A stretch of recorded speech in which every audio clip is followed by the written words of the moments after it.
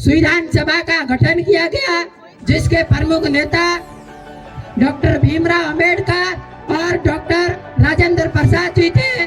संविधान की प्रक्रिया को बनाने हेतु 2 वर्ष 11 माह और 18 दिन में बनकर 26 नवंबर 1949 को तैयार हो गया था। पंडित जवाहरलाल नेहरू जी ने कहा कि बच्चों तुम तकदीर हो कल के हिंदुस्तान की, बच्चों तुम तकदीर हो कल के हिंदुस्तान की, खंडहरों पर निर्माण करो, जो हमसे नहीं हुआ वो तुम करके दिखाओगे। अध्यक्ष महोदय, प्रधानाचार्य जी, समस्त गुरुजनों, युवा साथियों, गांव से पधारे पिता तुल्य बुजुर्गों, मैं बाबूलाल गणतंत्र दिवस पर 2 शब्द बोलना चाहता हूँ। गलती हो तो क्षमा करें। सर्वप्रथम आप सभी को 76वें गणतंत्र दिवस की हार्दिक शुभकामनाएं। जैसा कि आज पूरे देश में गणतंत्र दिवस हर्षोल्लास के साथ मनाया जा रहा है। मेरे साथियों, 15 अगस्त 1947 को हमारा देश गुलामी की बेड़ियों से मुक्त जरूर हो गया था, परंतु हमारे देश की शासन व्यवस्था को चलाने के लिए हमारे पास कोई संविधान नहीं था और बिना संविधान के शासन व्यवस्था की कल्पना नहीं की जा सकती है।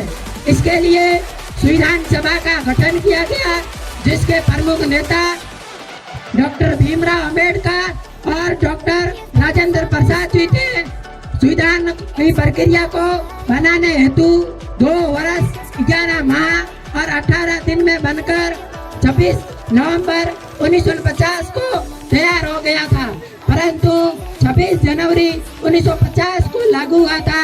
इसके पीछे बहुत बड़ा कारण रहा है, क्योंकि 15 अगस्त 1947 से पूर्व हमारे देश के नागरिक 26 जनवरी 1930 को पंडित जवाहरलाल नेहरू द्वारा रावी नदी के तट पर तिरंगा फहराने के दिन को आजादी दिवस के रूप में मनाते थे और 26 जनवरी 1930 के उस दिन को आजादी के बाद फिर स्थायी बनाने के लिए विश्व का सबसे लंबा लिखित संविधान 26 जनवरी 1950 को लागू किया गया था।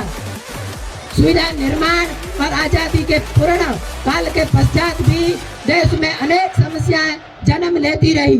आतंकवाद, क्षेत्रवाद, भ्रष्टाचार जैसे मुद्दों ने भारत की आर्थिक प्रगति में जस की तस बनी रही और इन चुनौतियों से निपटने के साथ पंडित जवाहरलाल नेहरू जी ने कहा कि बच्चों तुम तकदीर हो कल के हिंदुस्तान की, बच्चों तुम तकदीर हो कल के हिंदुस्तान की, खंडहरों पर निर्माण करो, जो हमसे नहीं हुआ वो तुम करके दिखाओगे, वो तुम करके दिखाओगे।